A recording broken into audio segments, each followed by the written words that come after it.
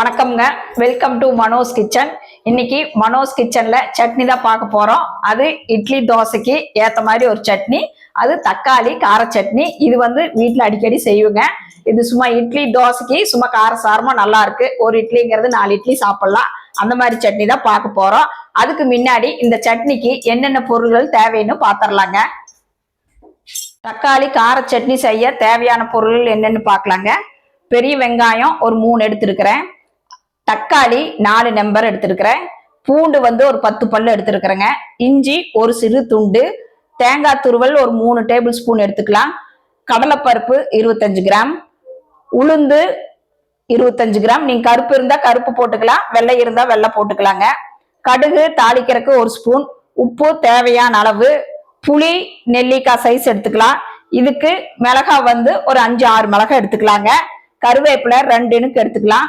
தாளிக்கிறதுக்கு எண்ணெய். அவ்வளவுதாங்க இதுக்கு செய்ய தேவையான பொருள்கள். எப்படி செய்யலாம்னு பார்க்கலாங்க. இப்ப என்னென்ன பொருள்னு பார்த்துட்டுங்க. அதுக்கு அடுத்தது வடக்கல் வச்சு அடுப்பு பற்ற வச்சுக்கலாங்க. இனி வதக்கலாங்க. முதல்ல எண்ணெய் ஊற்றி பருப்புகளை போட்டு வதக்கிட்டு அப்புறம் வெங்காயம் தக்காளி எல்லாம் போட்டுக்கலாம். முதல்ல இதுக்கு வதக்கறதுக்கு தேவையான அளவு எண்ணெய் ஊற்றிக்கலாங்க.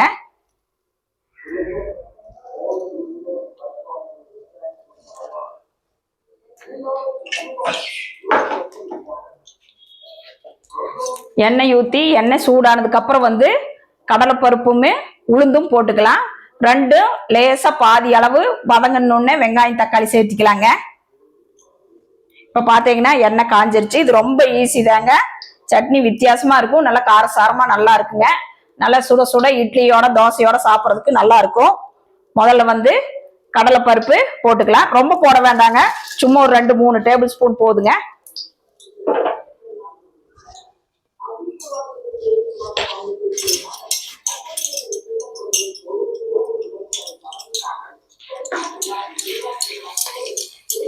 கடலைப்பருப்பு போட்ட உடனே அடுத்தது உளுந்து போட்டுக்கலாம். தீய கம்மியா வச்சுக்குங்க.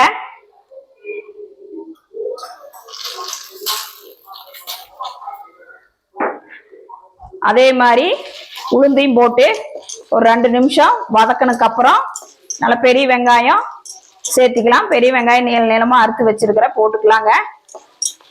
இல்ல நீங்க சின்ன வெங்காயம் போட்டுக்கிறனால சின்ன வெங்காயம் போட்டுக்கலாம். இது அவசரத்துக்கு டக்குன்னு நம்ம பெரிய வெங்காயம் வீட்டுல இருக்கும். எல்லாத்து வீட்லயுமே இது டக்குன்னு பண்ணக்கூடிய சட்னிங்க. இது டேஸ்ட் நல்லா இருக்கு. சுட சுட இட்லி தோசைக்கு சாப்பிட்றதுக்கு நல்லா இருக்குங்க. இப்ப பாத்தீங்கன்னா பாதி வணங்கிருச்சு. இதோட பெரிய வெங்காயம் சேர்த்திக்கலாம். அடுத்தது பெரிய வெங்காயம் போடுறேன். நம்ம ஒரு 3 வெங்காயம் எடுத்துருக்கிறோங்க. இது ஒரு 4 பேர் சாப்பிடலாம் இந்த சட்னி.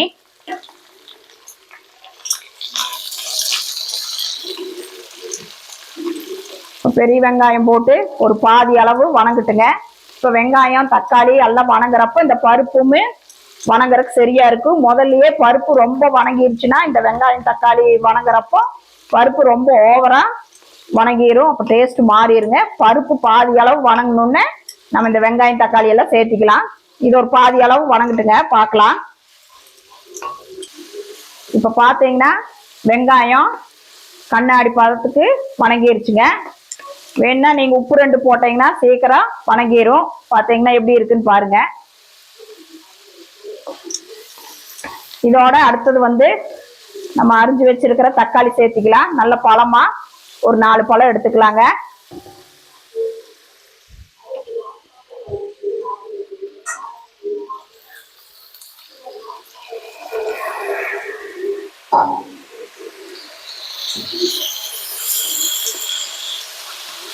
தக்காளி சேர்த்துனது உடனே 2 உப்பு சேர்த்திக்கலாங்க.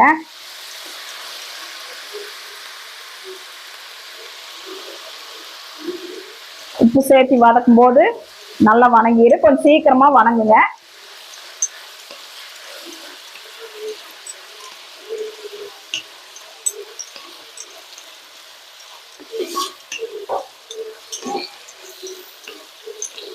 இப்ப இதோடயே நம்ம பூண்டும் இஞ்சியும் சேர்த்திக்கலாம். இப்ப வெங்காயம் தக்காளி வதங்குறப்போ அதுவும் சேர்த்தி வணங்கிருங்க. பூண்டும் இஞ்சியும் போட்டுக்கலாம். அவ்வளவுதாங்க. முக்கால்வாசி எல்லாமே போட்டாச்சு. இனி புளியும் தேங்காயும் அவ்வளவுதாங்க இருக்குது. இது நல்லா வதங்கட்டுங்க, பார்க்கலாம். இது ஒரு 2-3 நிமிஷம் வதங்கினதுக்கு அப்புறம் பார்க்கலாங்க எப்படி இருக்குதுன்னு. இப்ப பாருங்க, வெங்காயம் தக்காளி நல்லா சுருண்டு வதங்கிருச்சு. இதுக்கு அடுத்தது வந்து வரமிளகாய் சேர்த்திக்கலாங்க. நம்ம காரத்துக்கு தகுந்த மாதிரி சேர்த்திக்கலாம். இது நல்லா காரமா இருந்தாதான் இந்த சட்னி நல்லா இருக்குங்க. நீங்க காரம் கம்மியா வேணுனாலும் சேர்த்திக்கலாம். நான் இந்த மிளகாய் கொஞ்சம் காரம் கம்மியா இருக்குங்க, அதனால ஒரு 5 மிளகாய் சேர்த்திருக்கேன்.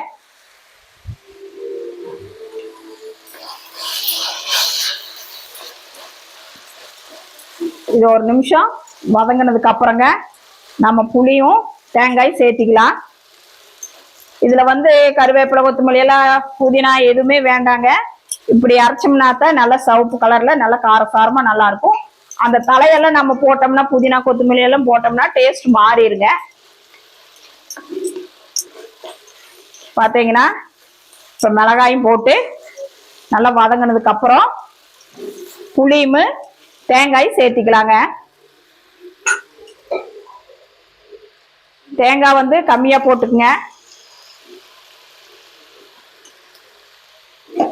பாத்தீங்கன்னா நான் எடுத்ததுலயே கொஞ்சம் வச்சுட்டேன், ஒரு 3 டேபிள் ஸ்பூன் சேர்த்தி இருக்கிறேன்.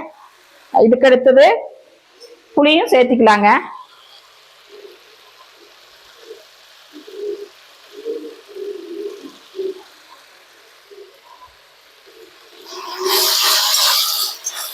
இதை ஒரு வதக்கிட்டு நாம வந்து அடுப்பு ஆஃப் பண்ணிட்டு ஆற விட்டு உப்பு சேர்த்து நல்லா நைஸா அரைச்சி எடுத்துட்டு வந்துக்கலாங்க. அவ்வளவுதாங்க. இந்த சட்னி ரொம்ப ஈஸி. புதினா சட்னி, கொத்தமல்லி சட்னி, தேங்காய் சட்னி, எவ்வளவோ சட்னி இருக்குது. இந்த மாதிரி தக்காளி கார சட்னி செஞ்சு சாப்பிட்டு பாருங்க. நல்லா சுட சுட இட்லிக்கு நல்லா இருக்கும், தோசைக்கு நல்லா இருக்குங்க. இந்த சட்னியை தோசை மேல அப்படியே ஸ்பூன்ல தோசை விடும்போது 2 ஸ்பூன் எடுத்து தோசை மேல பரப்பி அப்படியே குழந்தைகளுக்கெல்லாம் அப்படியே கொடுத்தா நல்லா இருக்குங்க சாப்பிட்றதுக்கு. தொட்டு சாப்பிட்றதுக்கு இப்படியும் கூட குழந்தைகளுக்கெல்லாம் கொடுக்கலாம். இப்ப பாருங்க, இது நல்லா வதங்கிருச்சு. அவ்வளவுதாங்க. அடுப்பு ஆஃப் பண்ணிட்டு ஆற விட்டுறலாம். அரைச்சிட்டு வந்து காட்டுறங்க எப்படி இருக்குதுன்னு. இப்ப பாருங்க, சட்னி அரைச்சிட்டு வந்துட்டேன். நல்லா ஆற வச்சு உப்பு சேர்த்து அரைச்சிட்டு வந்துட்டேன். கலர் எப்படி இருக்குன்னு பாருங்க. நான் கொஞ்சம் கெட்டியாத்தான் வச்சிருக்கிறேன், நீங்க வேணுனாலும் தண்ணி சேர்த்திக்கலாம். இனி அடுத்தது இதை வந்து தாளிச்சுக்கலாங்க. சட்னி தாளிக்கிறதுக்கு சின்ன வடக்கல் வச்சுட்டுங்க. வடக்கல் சூடானதுக்கு அப்புறம் எண்ணெய் ஊத்திக்கலாம். கொஞ்சம் ஊத்தினா போதுங்க. எண்ணெய் சூடானதுக்கு அப்புறம் கடுகு போட்டுக்கலாங்க.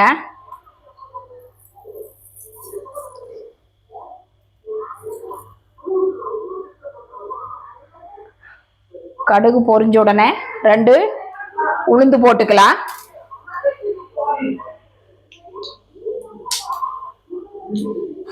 கடுகு வெடிச்சதுக்கு அப்புறம் உளுந்து சேருங்க.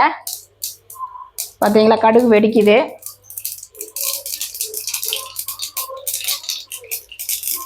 இப்போ ஒரு ஸ்பூன் உளுந்து சேர்த்துக்கலாம்.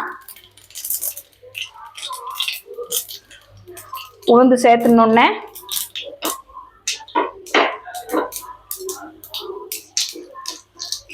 உளுந்துமே ஒரு ப்ரௌன் கலர் ஆகட்டுங்க.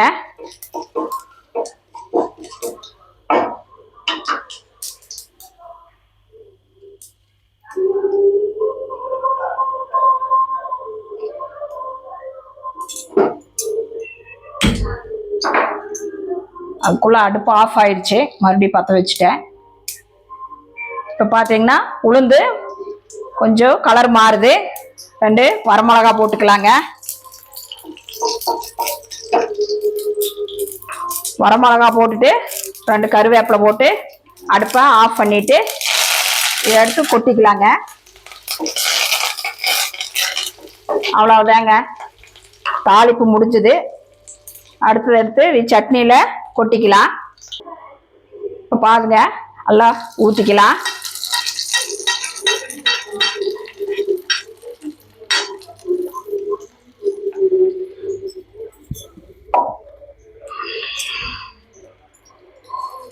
அவ்வளவுதாங்க, சட்னி ரெடி. நல்லா கார சாரமா சூப்பரா இருக்கும். நீங்க வேணுனாலும் காரத்தை குறைச்சுக்குங்க. சுட சுட இட்லியோட வச்சு சாப்பிட்றதுக்கு நல்லா இருக்குங்க. இப்போ நான் அதுக்குள்ள இட்லி ஊத்தியாச்சு. இட்லியோட வச்சு பார்க்கலாம். எனக்கு இட்லி தோசைக்கு காரசாரமான தக்காளி சட்னி பார்த்தீங்க எப்படி செய்யறதுன்னு. நீங்களும் வீட்டில் இதே மாதிரி சட்னி செஞ்சு பார்த்துட்டு எப்படி இருக்குன்னு உங்க ஃபீட்பேக் சொல்லுங்க. நாங்கள் வீட்லயே சுத்தமான முறைப்படி ஸ்வீட்டு, ஸ்நாக்ஸு, மசாலா ஐட்டம் எல்லாம் பண்ணி கொடுக்குறோம். யாராவது வேணும்னா எங்களை கான்டாக்ட் பண்ணுங்க. எல்லா ஊருக்குமே அனுப்பி வைக்கிறோம். என் ஃபோன் நம்பர் வந்து 9952809354. கவண்டம்பாளையம், பேர் வந்து மனோன்மணி. யாராவது வேணும்னா எங்களையே உடனே கான்டாக்ட் பண்ணுங்க. நல்ல முறையில செஞ்சு கொடுப்பேன். இந்த சட்னியை வந்து மிஸ் பண்ணாம செஞ்சு பார்த்துட்டு எப்படி இருக்குதுன்னு சொல்லுங்க. நன்றி, வணக்கம்.